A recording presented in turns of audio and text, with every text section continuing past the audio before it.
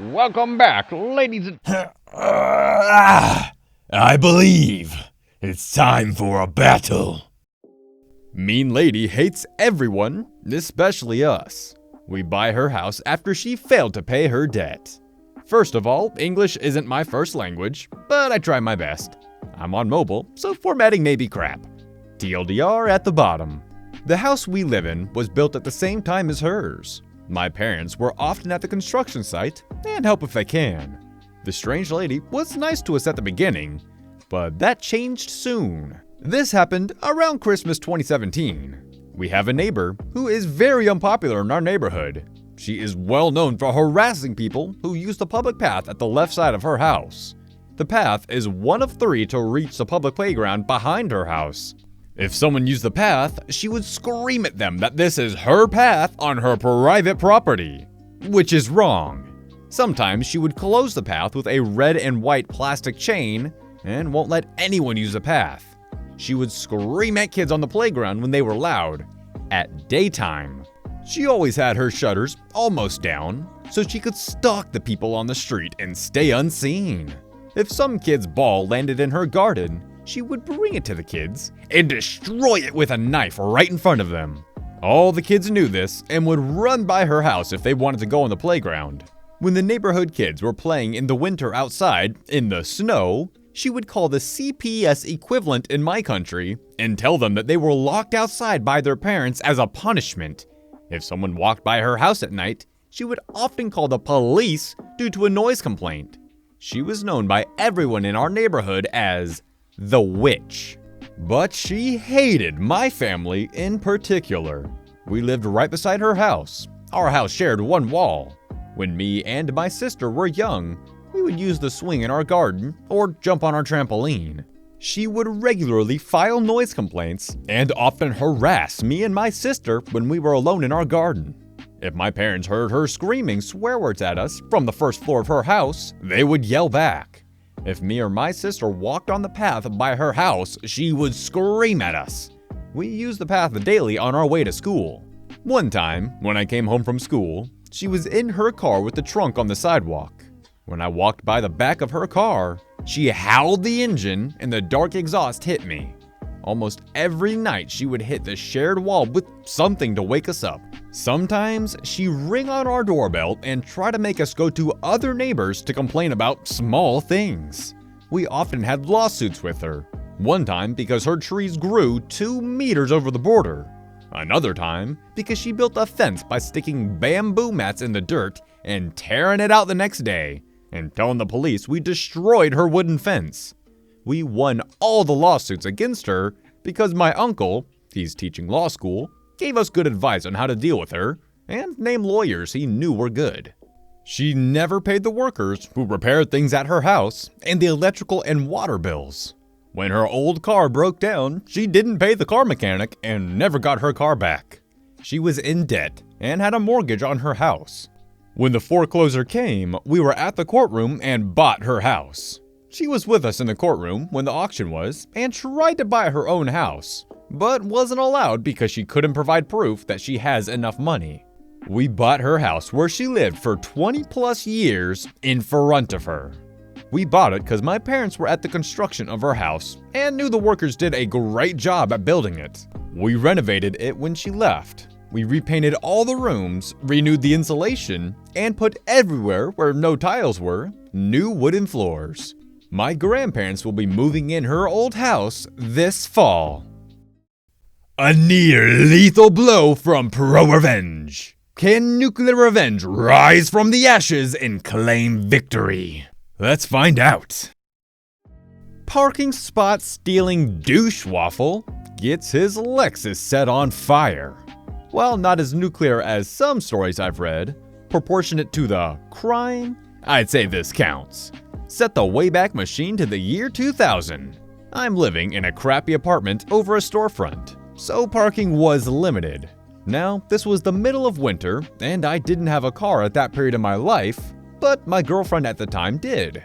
She was coming over in a couple of hours, and finding parking on the street is a gamble. So, I wanted to dig out a parking spot for her out of the snowbank in the alley behind my building. I didn't own a snow shovel, so using a hammer, old plastic ice cream bucket, and my bare hands, I dug out a chunk about 3 meters by 2 meters by 2 meters to make room for her to park. I don't know if you can appreciate how much snow that is, but it was a lot of work, especially considering my lack of proper equipment. This isn't fresh fallen snow either. This is snowbank packed by a plow, particularly ice. But whatever, we do crazy things for love, right? But apparently, I had too much faith in humanity.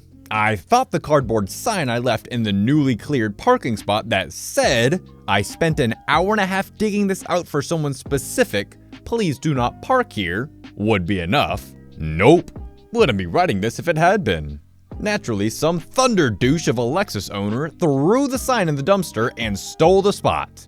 I remember it was red. I was gonna post a link to the pic of a car that resembles it, but A, I see the rules prohibit links, and B, it's kind of irrelevant anyway. I hadn't told my girlfriend about my plan to dig out the parking spot, mostly because I didn't want to look like a wuss if it was too much work and I gave up. So I just stewed on it, imagining all the things I could do. My girlfriend ended up finding a spot on the street a block away, and we had a good evening anyway. She had to work the next day, so she took off around 2 a.m., and I stayed up until maybe around 4 a.m. The car was still there, and I was still pissed. By this time, all the bars were closed, the neighbors were asleep, and the streets were quiet. Couldn't ask for a better opportunity to ruin someone's crap. I went outside with a bottle of anhydrous isopropanol I kept around as a solvent, doused the car's tires, and set them on fire. I nabbed the cardboard sign I took from the dumpster and used it to quickly scrape the snow and cover my tracks. Then took it back inside with me. No point leaving evidence behind. Over the course of the next few minutes, I heard bang, kapow, blam, boom, as the tires burst one by one. I had honestly expected the whole car to go up in flames, but each burst was apparently forceful enough to put out each individual tire, as well as blast out a sizable divot in the snowpack. Nothing happened until the next day, but police were eventually called. They were knocking on doors, asking if anyone saw something. Nope, sorry, must have slept right through it. Good luck, officers, hope you catch the guy. I turned on my police scanner to keep tabs on things, mostly out of fear of getting caught. But there were no witnesses, and I learned the owner only had liability insurance. What kind of idiot buys a Lexus but not full coverage? I would soon find out. When I went outside to survey my handiwork under the guise of taking out the trash and being a curious resident, oh man, that guy was gonna need to get his whole car resprayed. The car looked fine structurally, but I probably did more than $2 grand worth of cosmetic damage. Not to mention needing 4 new tires. I also got a look at the guy who owned the car, and the image I had created in my head of what a person would look like that would so unapologetically steal someone else's hard work was completely accurate. He was a grade A, first-class, board-certified textbook douchebag. Orange fake tan, way too much hair product, leather pants, weapons-grade douchery. A decade before Jersey Shore was a thing. I regret nothing. Never saw that car again. Got away scot-free. Edit. As expected with every story, you get the legions of people trying to poke holes in it, saying things like, alcohol doesn't burn hot enough, yada yada yada. Well, guess what? Apparently it does, because we had a Lexus with 4 pop tires. I'm not sure if the tires actually caught fire, or if the heat of the flame just caused the pressure to go up to the point that the tires burst. Alls I know is I lit 4 tires on fire with 100% isopropyl alcohol, and 4 tires popped. If someone wants to do the math and figure it out, fine. Well, friends, the time has come. Cast your lot with the combatant you deem worthiest champion, and I will see you in the next episode. Peace out.